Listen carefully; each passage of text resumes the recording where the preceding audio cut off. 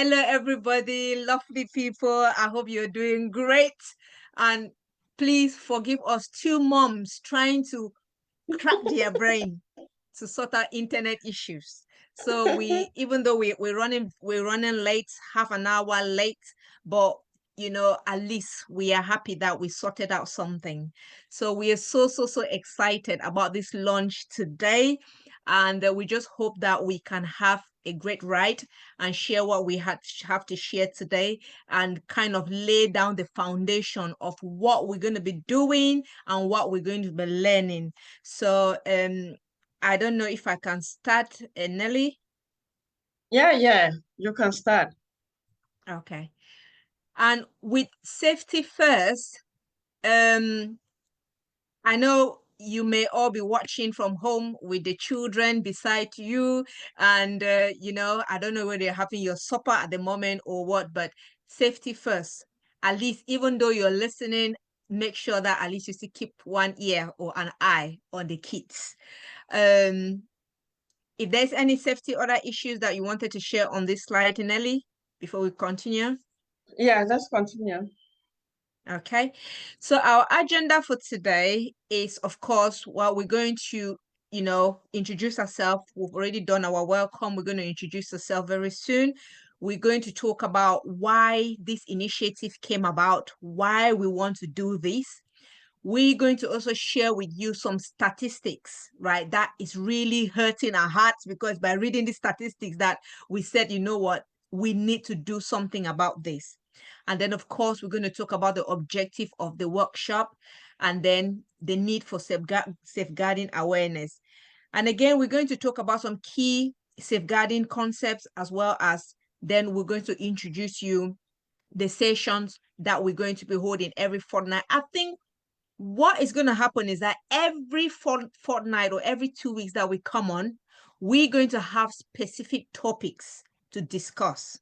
So we're going to be sending out flyers every 2 weeks where you can see the topics that we're going to be discussing on, so that at least in that way you have an idea of what we're going to be talking in that session, so that you can come on. Maybe you want to contribute, you maybe want to be part of the discussion panel. We'll be glad to have you on the discussion panel so that we can all share ideas together.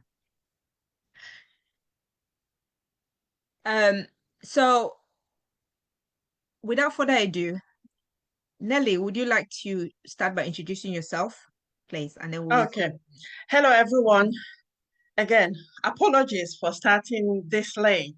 Technology, but we take all the responsibility for the delays. So, my name is Nelly Kwasinwe, and I'm a social worker and a transformational life coach. We are so pleased to talk about this initiative today because we hold that deep in our hearts.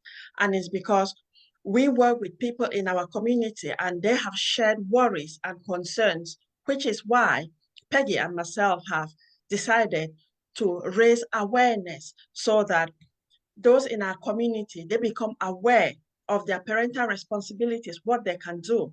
Because a lot of parents are complaining that now they feel like helpless. They cannot discipline their children because if they do, services will take their children away from them. So a lot of those information are not right.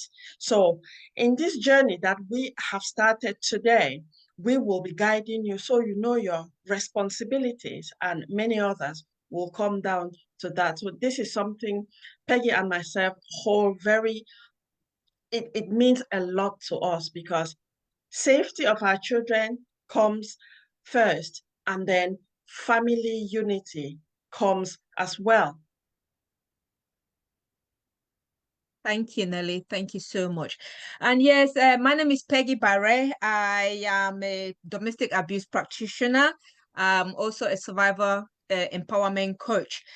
Well, I work with a lot of our community. Before, I used to focus on women. Now we're beginning to have a lot of male that are also coming from the domestic abuse background. So what I do, I help survivors of domestic abuse to heal, to rebuild their lives, and to become confident and resilient parents.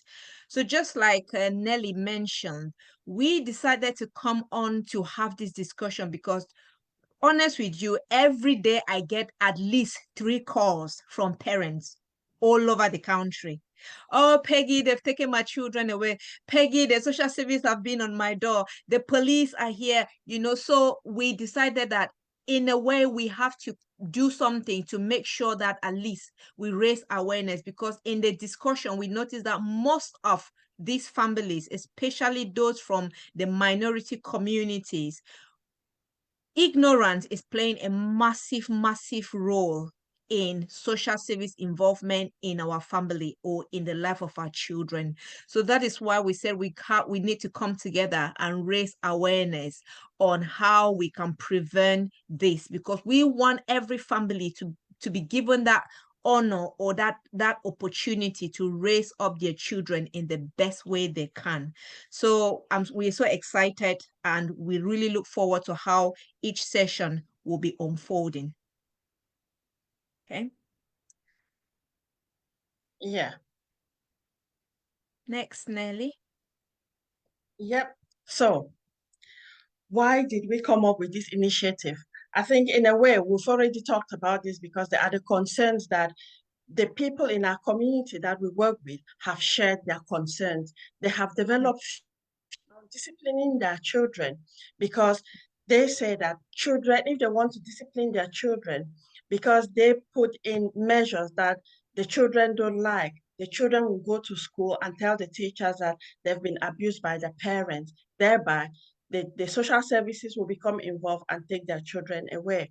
So, because of a lot of misconception, a lot of lack of knowledge, this is the reason why we came up with this initiative.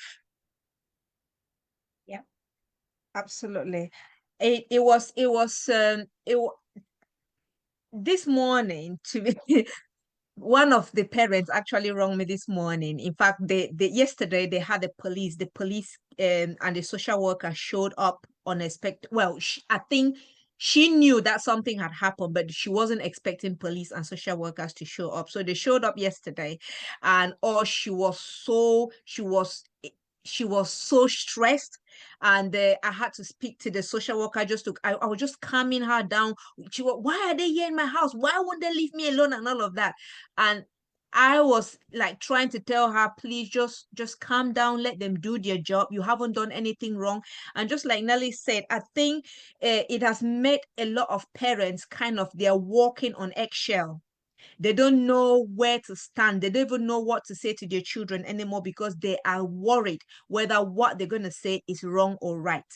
And this morning, I was laughing as well as I felt grief in my heart, because this particular lady went to a network, I think it's their pastor, and was trying to tell the pastor that this is what was happening. And the advice that the pastor told her was, if you just go and get a full-time job, social services will get off your back. And I was like, how does that prevent the fact that, what is the key reason why the social services came in the first place? Because of a reason. It wasn't because you didn't have a full-time job. So again, I just thought I should mention this, because again, the reason why we're coming to do this again, because of ignorance in our community, people whom we rely on, as maybe we're looking up to them for support and for advice, they are giving us the wrong advice, which again just keeps most parents in that cycle of stress. So Nelly, would you want to talk about the statistics, please? Yeah, so we have lots and lots of information here, statistics. So figures, be ready. So as you can see on the screen, the number of children that are open to children's services are 621,650. No, the number of referrals in the past year that children's services received was 621,650. That's approximately 1,700 referrals a day. Just think about that. Huge. That's massive.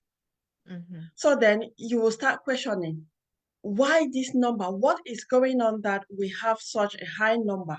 Anyway, so children's services, the statistics show that 39,000 children entered the care system within the past year. A total of 107,000 children in the UK are under children's services. And there's been an increase of 5% in the last 5 years. Now, let's focus on England, and let's focus on children from minority ethnic backgrounds. So we have children from the mixed community. They have a total of 9.5% of the total population of children on a child in need. And that total is 399,460. Those from the Asian British community make up 8.2%. And from the Black and Black British background, they make up 9.3%. And those that are not identified but are from an ethnic minority group make up 4.4%. There has been an increase again of 5% within the past years. There has been a number of child protection enquiries, 224,520. And children on child protection plans in England has experienced an increase of 27%, or those within the ethnic Black community make up 27%. As if that's not enough, we look at serious safeguarding cases. Reports say that in 2025, so it's just this year, it's very recent, we have 10% of children from ethnic minority communities make up 10%, despite them being just 6% of the child protection population. That And is those huge. That is huge. is massive. So with And all these, yeah. so with all these numbers, for me, I'm thinking, what is going on here? There would be something that is going on. And my next question is, what must be done to change this trend? Because like now, I worry because there's a lot of crimes going on all over the country. Yeah. The rate is increasing. And why is this? Why do I say it is a must? Something must be done because the crimes are increasing. It's not other children. These children who get involved in crimes are our children. Yeah. Even if you did not give birth to the children like the way we consider in Africa, they are still our children. It doesn't affect only the children, it affects their families, it affects the communities as a whole, and it damages the child's future career, future. The child will not have the opportunity to achieve in life. Yeah. So it's just huge. It's just huge, which is why for me, I'm saying that something must be done to change this trend. Because if not, our children will be exposed to so many things. Absolutely. That statistics, as everybody has seen on the screen, when we talk about statistics, sometimes we can be tempted to just think these are numbers. These are not numbers. These are human beings. These are children. These are our children. A mom carries a child, and just to think about it, maybe that mother has been longing to have that child for God knows how many years. You successfully have that child, you carry that child in your tummy for 9 months, you labor that child, you give birth to that child, you raise that child. In fact, one of the statistics that I read, it said one in every 143 children In fact, it says 3,000 newborn babies were subject to care proceedings. That was the statistic that was in March 2024. And that same statistic say 83,630 children were in care in England. When we hear statistics like that, it sounds like numbers. But again, we said these are human beings. And just like Nelly said, our question here is, what is going on? What must be done? I feel that as a community, we need to come together and share resources. We need to come together and talk, because the fact that we are not aware of these things, and I think, Nelly, just to point that, if you look at the recent trend, most of our BME families, especially the ones that have immigrated from abroad recently. I don't know whether I'm not. We're talking more of in the UK, and I'm sure if you want to look across, I don't know whether it's happening in other countries, but we're focusing on the UK. If you want to look at the statistics, families that recently that have gotten involved in with social services, they have emigrated, and they come from a different culture where they come from. There are certain things that they do that is acceptable, right? And they know that that is normal. But then they come to a culture where that culture shock, that same thing that they do back home that is acceptable, it is no longer acceptable in the new environment. And some of them feel frustrated, some of them feel angry, some of them don't even know how to go about it. And that is why you see they will do things which will land them into trouble. So this is why it is very important for us to have that conversation. And Nelly is a social worker that has, you've been there, Nelly. You're dealing at the moment, you're even dealing with families that are going through it. So I do feel that I am so glad that your input is going to make a massive difference, in educating our communities, because it is not that we don't love our children. In the course of doing what is good for our children, we get into trouble because maybe we don't understand the cultural differences. So I think that is a massive thing that we need to focus on, just to kind of talk about that. Yeah, I think just on that, you've thank you for those points that you've raised. I think like with the cultural difference, I'll just talk on one. So I mean, like myself, when I was back in Cameroon, and my first daughter was 3 years old in nursery, I took her to school like twice. And Mhm. from there, she knew her way to go. And I didn't take her to school anymore because she knew the way to go. But when I came to the UK, like you said, it was a massive shock because everywhere. When I came to the UK, my first daughter was 7 years old, and I had to take the children everywhere with me. It was a massive shock to my system because I felt it was too much. And added to that, children had different activities, which meant I had to take other children to attend the other child's activity and so forth.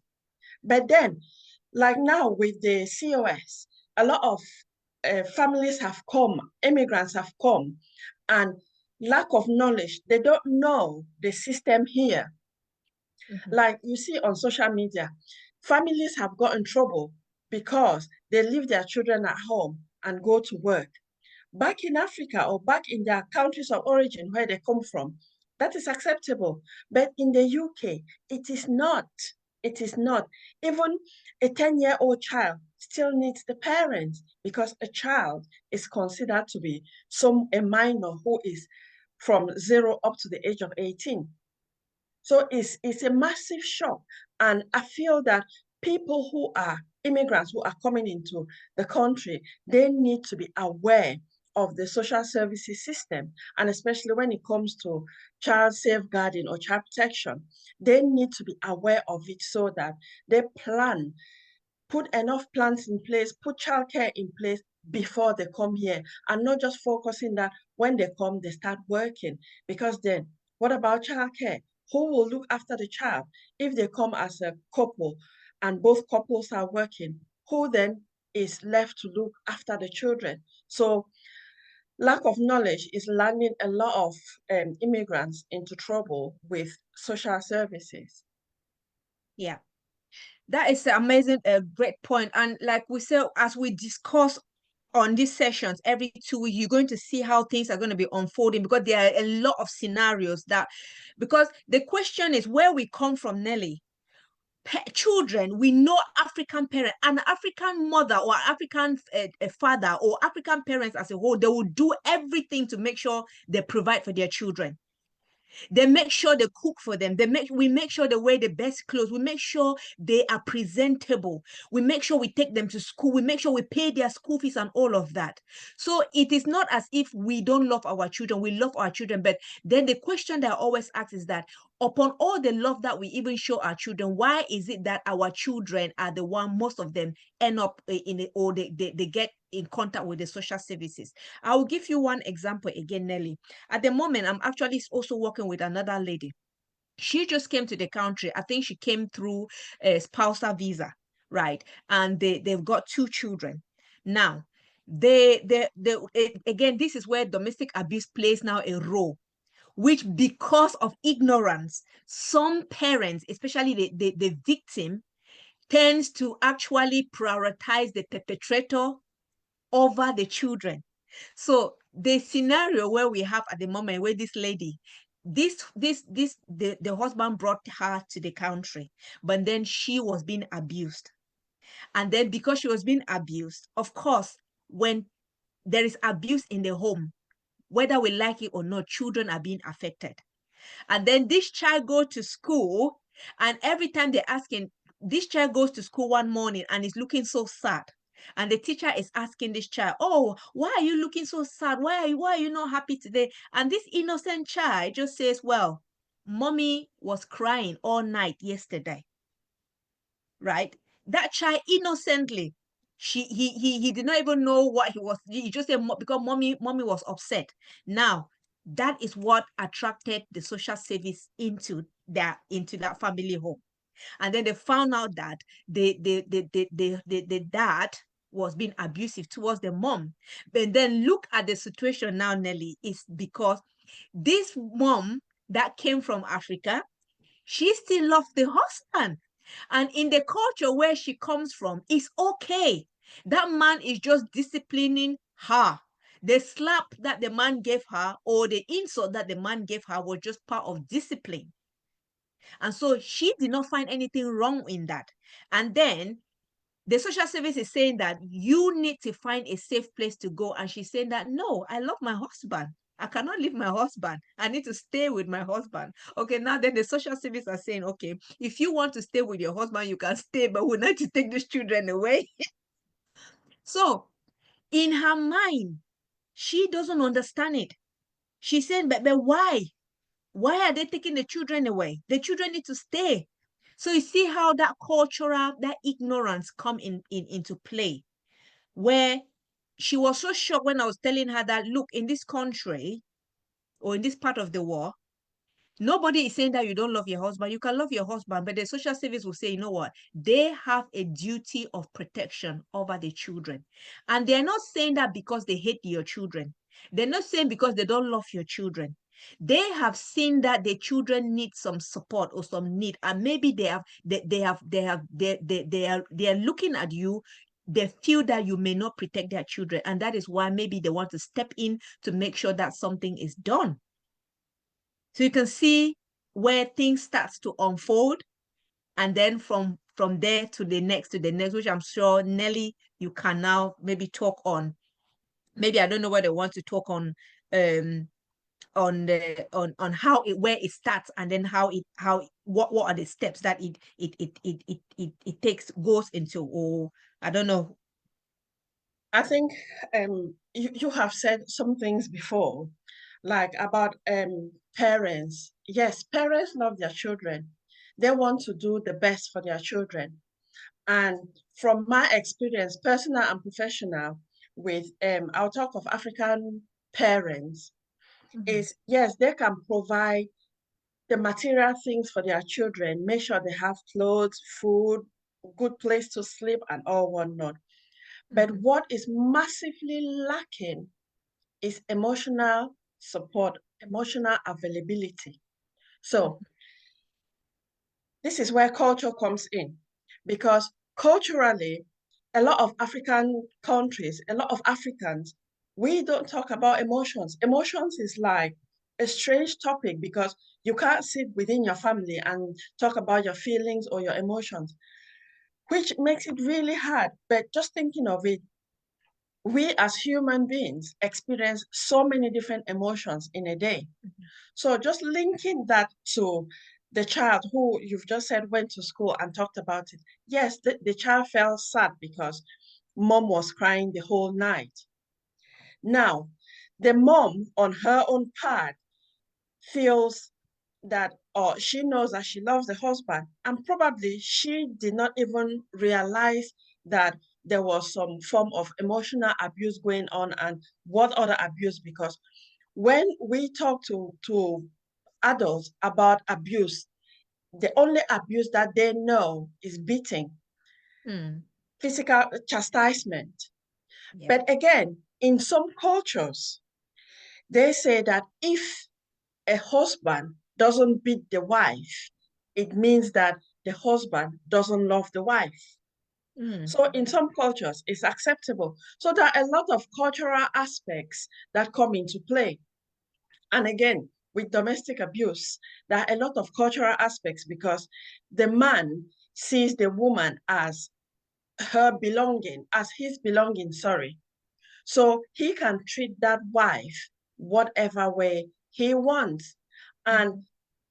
women have accepted that as part of their culture, which coming into the UK, or it's not just the UK, other countries, is not acceptable. And with the much research and evolution that's going on now, we are realizing that all of any form of abuse has a massive impact on the child, especially the child whose brain is still growing.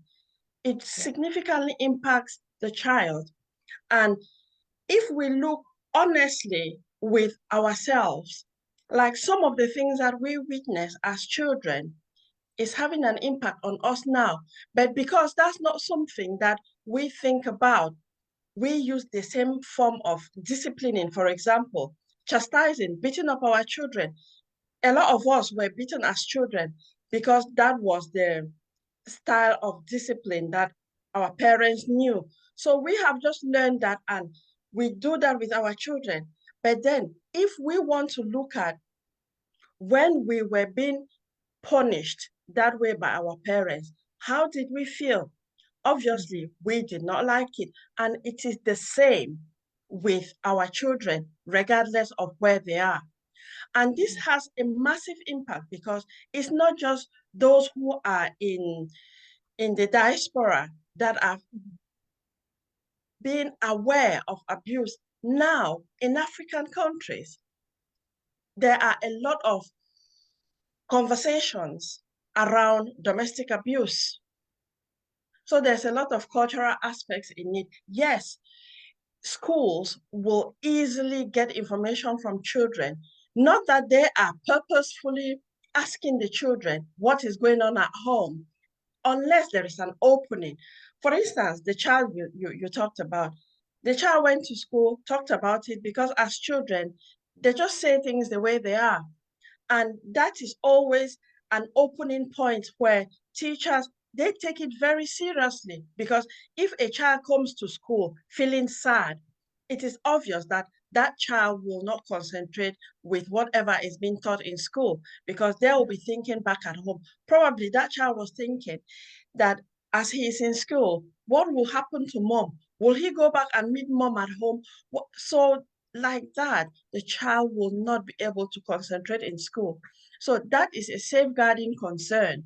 And because of what this child disclosed, straight away, the school or the person that, say the teacher that this child disclose that information to will have to speak to the safeguarding lead in that school, who will speak to the child, and then they will make a referral to social services. So already that's a route to get into social services. When it gets into social services, they will then do their investigation. They have their own process that they'll go through. They'll first of all, they'll want to, it's a duty, get the voice of the child. They speak with the child. So then if they speak with the child and the child says that um it was just the first time, that will be different, but it is Mhm. still a concern. If the child says all the time, that's how the house is, mom is always crying, mom and dad are always arguing, dad is beating mom, shouting, and things like that, it shows that that is something, that's a behavior that goes on and on in that house. And the Mhm. impact, because social services will focus on the impact, Yeah. because they'll ask the child, how does that make you feel? And whatever the child says is massive. It's massive.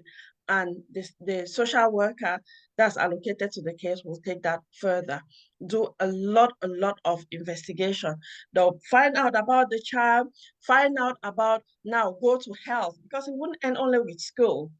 Yeah. They'll find out about health. Is the child up to date with his medical appointments, whether optician, what is the other one? Dentist, Dentist.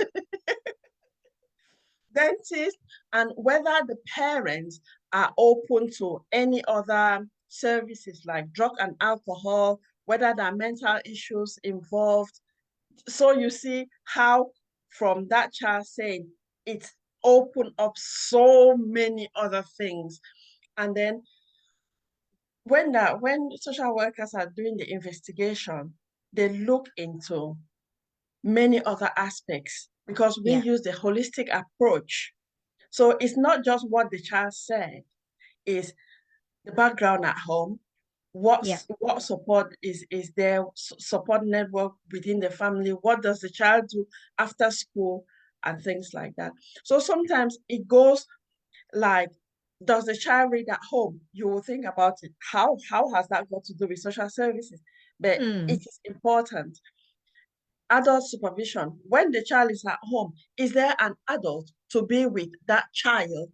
So you see how from one thing it spreads to so many other things that you might not even think about.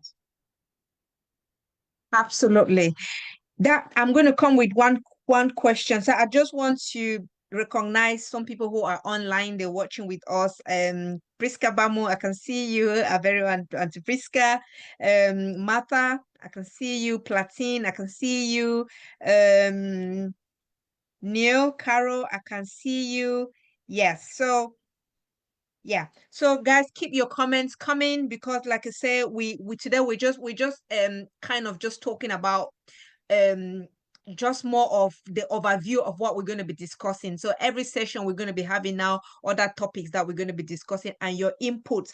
Some of you are amazing moms, so we want to hear from all the moms as well. We want to hear some of the challenges that you've encountered and how have you solved them, because in that way your input can just help another parents, because like I always say, we are all learning. Even me sitting here, I'm still learning because there's some challenges that sometimes you say, oh, once these children are teenagers, oh, life will just be easy. Or then you say, oh, once they turn adult, they're 20, 22, 23, oh, life will just be easy. Nope. You notice that the older they get, the even more challenging it becomes. So we are all learning. We're all on a learning path. So there's one thing that, of course, we're going to talk about the objective, of course, very soon, Nelly. I just wanted to point on one thing that you said, because again, that is another shock that most families are so shocked that the system in this country is so interlinked. Where we come from, where maybe your doctor has got nothing to do with your dentist, if at all we have dentists where we come from. or or your child's school has got nothing to do with your GP, or but you come here, everything is like interlinked. And there was this one lady that came one day. I was like, Peggy, why is it that everybody knows what is happening to my child? I got a call from the GP. The next minute, the dentist, the next minute, this, the next minute. I was like, my dear, that is how the system is. Once that concern is raised, it's like a network where it just spread, because everybody is alert. They've raised something, and everybody has to be on alert because they are working as a team. That is why one of them was even quite shocked when they went to a meeting and they even saw a police. The police was the police, the police were on the table, the social service team, they call it what? Inter Multi-agency working. Multi-agency, multi-agency yes, working. because it is a requirement. It is a requirement. It was a recommendation made from some failings of children, whereby we have they call it working together. It's a guidance published by Social Services England, Social Work England. So if we want to have a meeting, like a multidisciplinary meeting, the required professionals that need to be there is the police, health, school, social worker. Those are the four main ones. And then if there are any other professionals involved with that family, like probation, drug and alcohol service, whatever other support the family are receiving, they'll get involved. So that's how information spreads. Mm-hmm. Because there's something called safeguarding alert.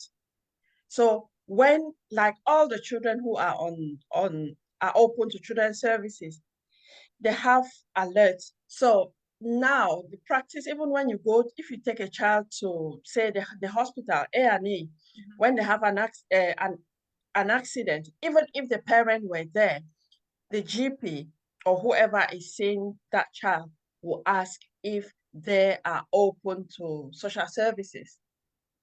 And then if they are open to social services, they send an alert that that child has access A&E. So that's how the information is shared. And it is immediate, not that it will take, it's immediate. Yeah. Yeah. Yeah. That is another culture shock. So you would see, you notice what I've noticed, Nelly, I think is all about, and this is why this awareness, this session is really, really important to raise that awareness, because the culture shock is so massive, and that many families are doing things thinking that is right. I'll give another example again. There is another family that I think I shared this with you, Nelly, where they and it's again, it's just something that in our culture we just know that it is normal. There is nothing wrong with it. But then there is something wrong in the other culture, the British culture. There's something wrong with it. So it's just like the lady was saying, okay, the son goes to football, the son plays football, so the son got a sprain from football, I think his ankle or something. They dealt with it, the football club already did their first aid, and then they did not find it really serious or something. So this child comes home and the child is limping. And then the uncle's one of the child's uncle came home visiting, and then the boy is saying that, oh uncle, my ankle is hurting, I went to football and I got a sprain. The uncle, in his kind gesture, as our Africa or our culture, he says, don't worry, I will massage the ankle for you with warm water, which is what is normal in our culture. But then what happens is that this boy goes and boils the kettle, and then he's carrying the hot kettle, and then in course of that, I think what is the vapor from the kettle or a splash from the kettle that drops on the little sister and created a burn mark. And when this child go to school and they found that burn mark, that is another massive issue. The next day, the police and the social service were in that woman's house. So my question is, what was wrong? Was it wrong that uncle wanted to massage this child's pain? Was it wrong that the uncle suggested that I want to help you, or what? So you can see. I think, okay, if it comes to adult supervision, from what you are saying, the adults were there, but they did not consider the safety aspects because the 14-year-old, yes, they can deal with hot water, but again, they need to be cautioned because the hot water, I mean, 14-year-old, they are they can be grown up, they can be very not too grown up. They can act, but they don't think of the safety aspect. And I think that is where the mother and the uncle were at fault because it showed, I mean, social workers have different ways of explaining that because first they will say is lack of adult supervision and lack of taking that responsibility because if the parent or the mom or the uncle, they are two adults, if they had thought of safety aspects, they could have carried the water or they could have sat with the younger child. Like we see hazards, probably because we are dealing with many different complex cases. We can easily see hazards, which if you take that hazard, I mean, if you take the hazard away, then there will not, you've already taken out the hazard. There are likely chances that whatever had to go wrong will be reduced. Yeah. So that is where the mom and the uncle were at fault because they did not consider the safety aspects to either stay with the younger child or someone to carry the boiled kettle. Yeah, and these are the things that sometimes, and I was just trying to assure the parent, because again, Nelly, the thing is that as moms, or as family, you say when you have children, accidents are bound to happen. Accidents are bound to happen. And when things like this happen, you're just thinking it's not about you, the mom, you're feeling like, but what am I doing wrong? Am I a bad parent and all of that? So this is the thing that I was just assuring her that no, don't worry. Accidents do happen, and the important thing is to learn from it. Again, it's because what she was explaining, the medical, the people are saying that what you're explaining doesn't make sense. And it doesn't make sense because in their culture, it doesn't make sense that a spring is being massaged by hot water. They'll say deep heat. They've got deep heat. Deep heat is there for that. But in our culture, it is okay to massage, we still regard that deep heat. You can still use hot water and all of that. So it's about that cultural difference. And again, sometimes we might feel bad as parents that what is it that we're not doing wrong? Are we not what are we not good enough and all of that, which may begin to even affect our own confidence as well. So that is why I was just trying to reassure her that things like that will happen. It's about you learning from it. Nobody is coming to take your child away. If at least it's just to say, you know what, so long as what you've explained is what happened, at least the social service as well, they've got some of them, they've got emotion as well. In fact, they can reason as well that, what, accidents happen, but what is it that what has been put in place to prevent it? Because it's all about the prevention now going forward. Have you learned from it? What will you do differently next time so that it doesn't happen again? So yeah, so there are a lot of things that we're going to be discussing. So I think maybe we could go to the next slide where we're going to be talking about the objective of the session, Nelly. I know we've already talked about some of it. Yeah. So yeah, I mean, there's just so much that we have to be talking about here because you say one thing and it just reminds many other things. Okay, so we have the objectives.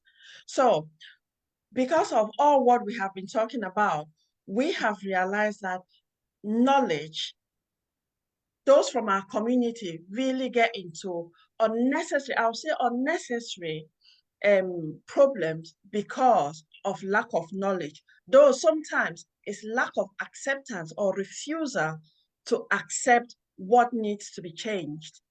So, because of this, we feel that it is necessary for us to raise awareness around child protection responsibilities because there's a working document that says safeguarding is everyone's responsibility.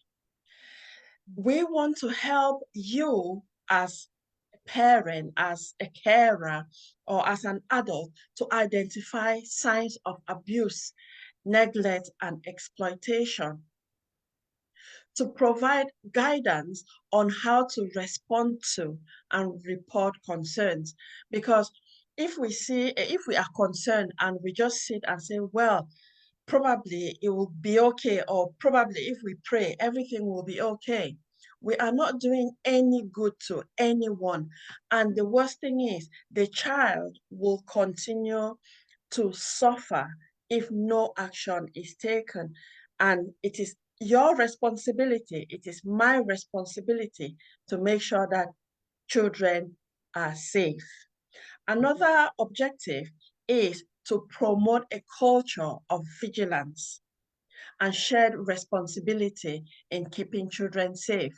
So, being vigilant, I know they say people who live in glass houses see very far. So, yeah, it doesn't mean that you sit in your house because we have um, white glasses we look through. It's for you to be aware. Keep an eye because you never know. And we also want to boost parents' confidence in raising their children because, like what Pella said, a lot of parents feel that they cannot discipline their children. And then because of that, they just give the children what they want, that instant gratification. And it makes things worse because at that moment, the child will get what they want and they will feel satisfied. But then in the long run, the child, the parent, the family will really struggle because the child will not learn skills to self-regulate their emotions, which will make them very, very, they'll really struggle to like make friendships, keep friendships, because people will not always do what others expect of them because everyone is an individual and they have their own things that they like, they don't like. So we would want to help parents to boost their confidence because yes, regardless of what is going on in the community, whereby parents feel, because I have been really really curious and asked parents, a number of parents, why they leave their children to speak to them very rude, because I've seen those that I work with, some of them that I work with, even when I'm out and about in the community, I see children swearing at their parents and just being very, very rude. So some of the parents, I've asked them, why, how has it come to this level? Why do you let your child talk to you like that? No respect.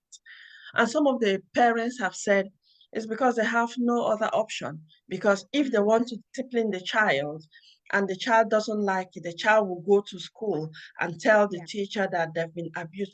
And sometimes the children even tell the parents that if they don't give them what they want, they will go Mm-hmm. to school and say Yeah.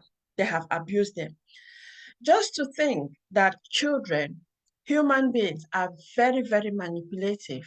And as children, they know the weaknesses of their parents, even more than what the parents think they have, because the parents will always want to cover up their weaknesses.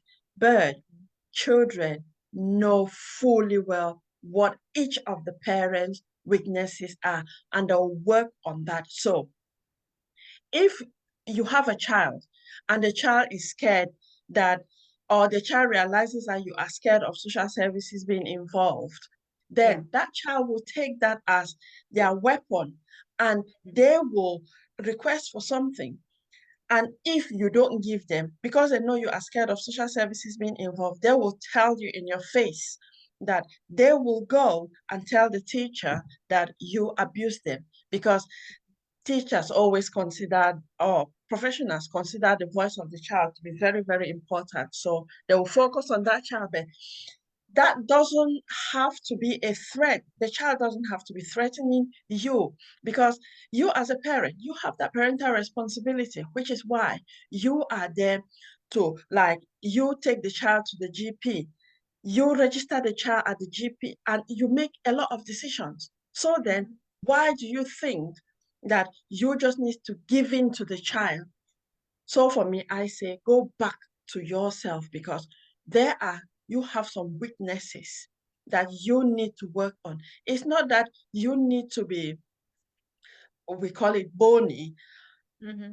You need to create that mutual understanding with your children, have that communication, make the home a nurturing one for children to feel comfortable to come and talk to you. Because if children know that they can talk to you, whatever is going on with them, they will not be threatening you to go and tell lies that you've Mm-hmm. abused them.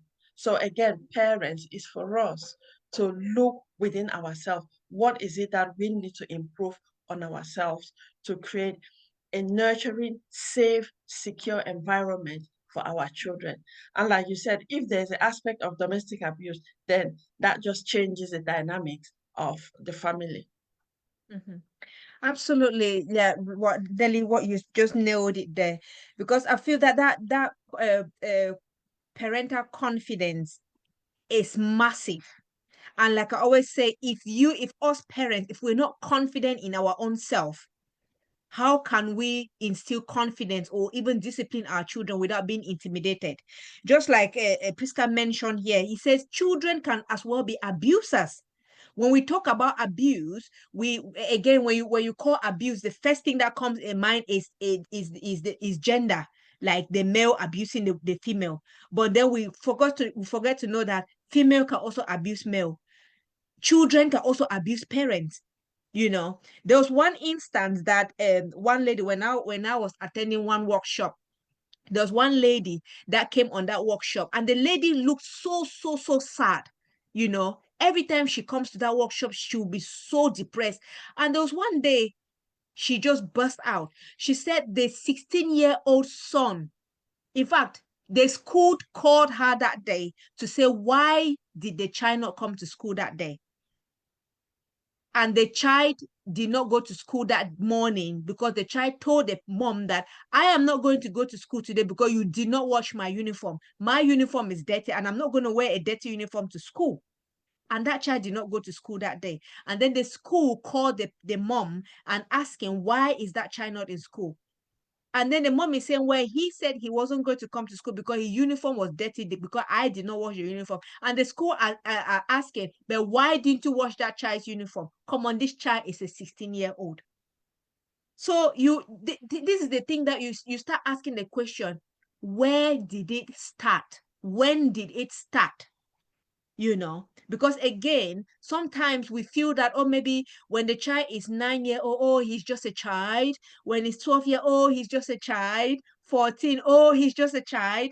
And then when he turns 16, you want to make him now a grown-up. No, at 16, he's still acting as a child. You understand? So this is something that, again, I feel that, again, parents will leave things last minute. And children in that way, now children are now using it as a weapon, Nelly, just like you say. They're saying that if you do me this, or you say this to me, I'm going to report you to the social services. Where if we are not confident parents, we will give up. But some parents, knowing the type of parents that we are, we would. Some parents will say, you know what, I will do what if you like, you go and report me. So again, this is where we have to instill that parental confidence to tell our children that, hey, no, the fact that you are grown and even my height does not mean that I am not your mother, or does not mean that you shouldn't respect me. So it's about instilling that parental confidence, which is very important. And yeah, just like Priska also mentioned, that it will be great for our participant to invite our participant to also share their experiences, which I think is great, Nelly, because Yeah. we want to make the session interactive.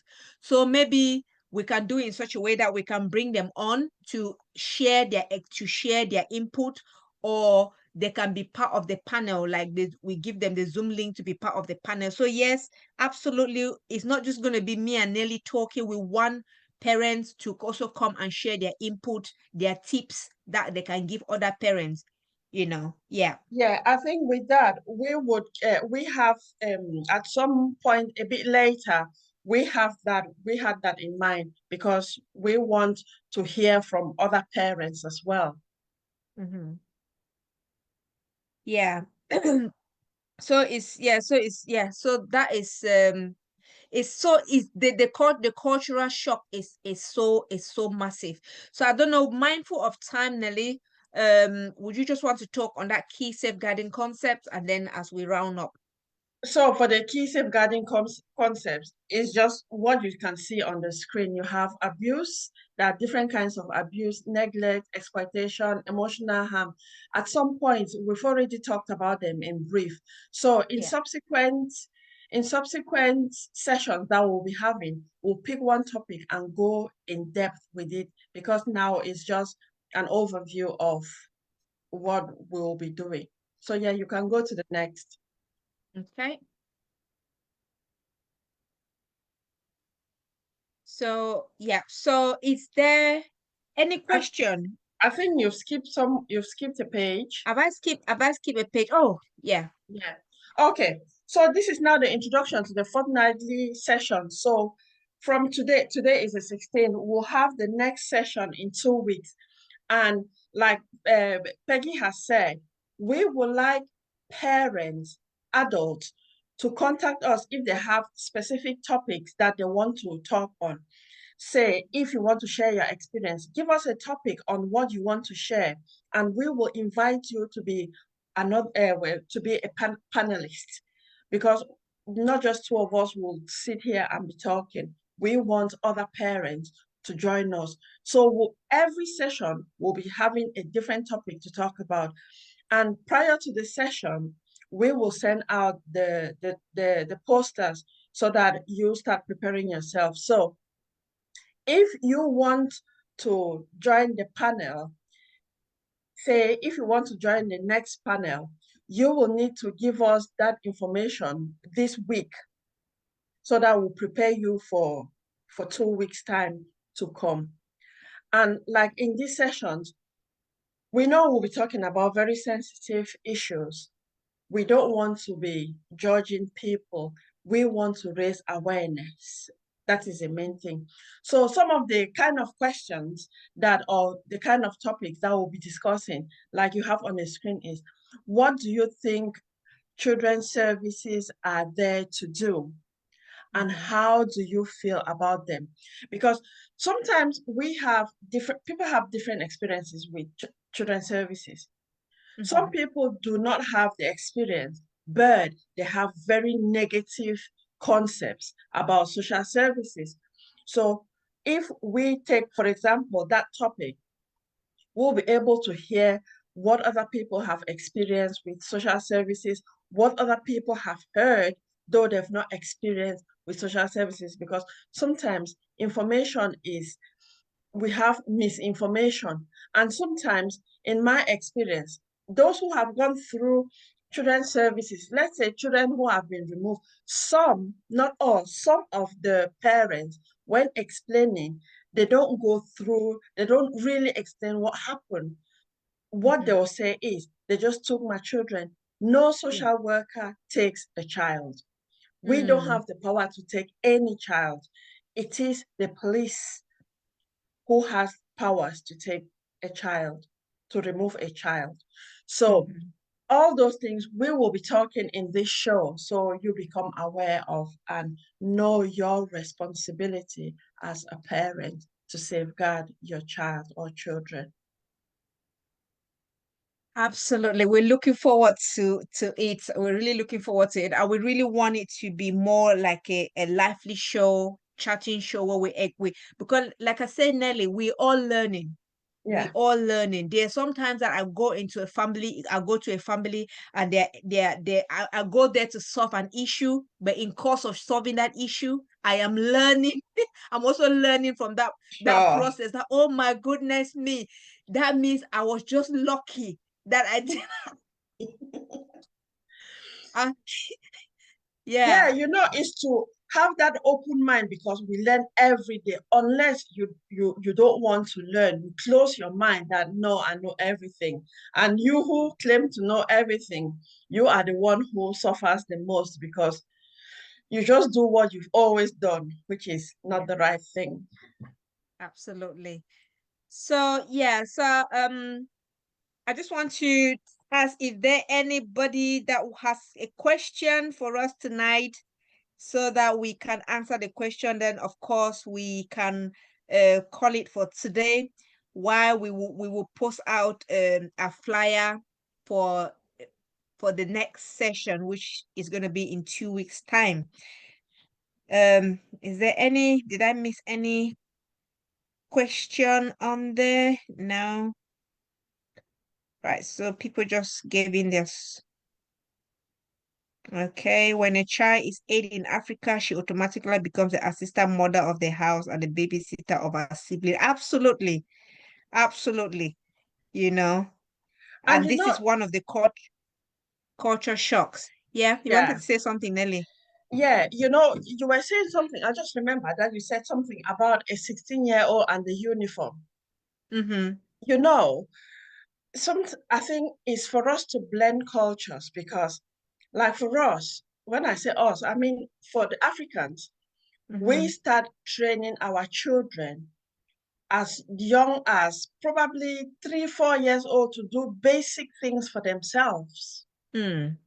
Whereas here in the UK, I'll talk about the UK, Mm-hmm. children go get to post 18 years, they go to university, they do not know how to make a piece of toast. Yeah. All right, so they don't have the life skill, Mm-hmm. basic life skill. So then, because at home they did not teach them the basic life skills, some of them go to organizations to teach them basic life skills. So Yeah. for me, as an African mother, that's something I am proud Mm-hmm. that I train my children from a young age to do things for themselves, Mm. which I feel that Absolutely. that's something that generally other people need to take on board. Like there was Yeah. a time I worked with a child. This child was, I think, like 11, 12 years old. He enjoyed doing food technology in school. He will go to school, bring the recipe and things like that. He will do it in school, no issues. But when he comes home, he'll bring the recipe home and tell his mom that, oh, he would like them to cook that. And the mom will say no. So then this child, the distance between the child and the mom was Yeah. expanding because Wide. they didn't have things to do in common. Mm-hmm. So when I asked this mom, I spoke with this mom, heard her own side, spoke with this child, heard his own side. And for mom, she was scared that if the child uses the hob, he will burn himself and she will get in trouble. I said, but the Mm. child can do all the preparations. And then when it comes to putting it in the hob or in the oven, that's now your responsibility as the adult to do that. Mm. So I had this session where the mom was sad, the son was sad, and this child spoke about the mom, and the mom could not believe her eyes and what she was hearing directly from her son. Because I didn't want to be Mm. telling the mom because she would think Yeah. that I was making some up. So when that mom heard, she cried, but she was crying, hiding from the son. Yeah. But I sat in a way where I could see both of them. And just mom hearing directly from the son, she made the adjustments straight away. So Yeah. sometimes, like we said, it's lack of knowledge. It's not lack of knowledge. So I think Lack this of raising knowledge. awareness will really be Mm-hmm. helpful, and hearing the experience of other people will be Yeah. good as well. Very, very, very good. It will be really, that awareness is key. And sometimes, I'll report myself. Sometimes, so sometimes because I've changed now. My OCD, I'm the sort of person that when my kitchen is clean and tidy, I don't want anybody to mess it up. So my son he loves to cook, but then he's the messy one. When he comes and cook his meal, he will clean, but he will just touch there, and then everything is just everywhere. So because of that, when he wants to come to the kitchen, only the way I will start talking, it will discourage him. So most of the time, in fact, I've learned now. Again, this is why we're saying that we learn this whole thing. You begin to learn as a parent that some now when I walk into the kitchen, if he's there, I'll just turn my eyes and say, Peggy, don't look, just pass, just pass. So again, because if we don't start learning how to do these things, then we kind of create the environment, a kind of hostile environment, or we make the children feel like, oh no, I'm not allowed to cook in the kitchen, or I'm not allowed to. No, we just have to let them be. And then in that way, yes, we if they prepare their whatever, now I've just said to him, now when you cook, please just leave the kitchen clean. At least that's where we're bargaining. We are bargaining now on that one. So yes, right. So great. Yeah. Right. So thank you everybody for joining. I don't know, Nelly, was there anything you wanted to say before we wrap it up? I just want to thank you all. I mean, we had a struggle at the beginning, but we've gone through, and thanks for your patience with us. And I think it's been a really, really great first session. And like I've been reading some messages from, I think it's from Martha, saying that she is looking forward to subsequent episodes. Yeah, can't wait for subsequent episodes. And also from Priska. I mean, it's really nice that we are we are getting your reactions, and also from Atem Arabella. Great discussion. I think this is something we learn every day if we have an open mind. And like Peggy said, when we have children and they're older, those whose children are younger say, "Oh, you have graduated," but no, it's not, because they come with other issues. So it's really nice because, like for myself, I always like to learn, and I like to hear people's experiences because it can be similar, but it will be massively different. And I like to hear other people's experience so that I can learn as well. So thank you so, so much. And I look forward to, first of all, getting your interests to join us on the panel and give us your topic. If you can do that this week, oh, today's Friday. So let's say from next week, if you can give it, we'll put you on the third session so that we get a bit more organized. So thank you so, so much. And I look forward to Yeah, seeing you subsequently. absolutely. And I just want to also anybody who is interested, we have a chat, a chat and learn session on Arise and Thrive Academy for every Tuesday. We usually have it on a Tuesday, even though it used to be a closed thing, but I want to make it now public. So it's about coming on YouTube. We're gonna have it on YouTube where we just bring up topics. One of the topics that the participants have been asking is how do my children address my new partner? And it sounds silly, but Nelly, you'll be shocked how it is causing rift in some relationship, right? People who have decided to move on in life, go into new relationship. How do you want your children to address that new partner, especially if the children are adults? It can be difficult. So we're going to be having that discussion on Tuesday. So again, if you're here and you think that you want to join us to have that discussion, you just chit chat where we just chat and learn. It's called Chat and Learn. So yeah, so you're invited for that session on Tuesday. Meanwhile, we're going to post out the next leaflet for for this particular workshop. The leaflet are going to be coming out soon, so guys, look out for it. And as Nelly said, if you want to become a participant, let us know. We're going to bring you on the panel so that we can have a discussion. So thank you so much, everybody, and have a good night. Have a good night, and we will chat again. Thank you. Thank you. Bye. Bye. Bye. Right. So stop sharing now. If I You go need to on go to more stream, and end. end stream.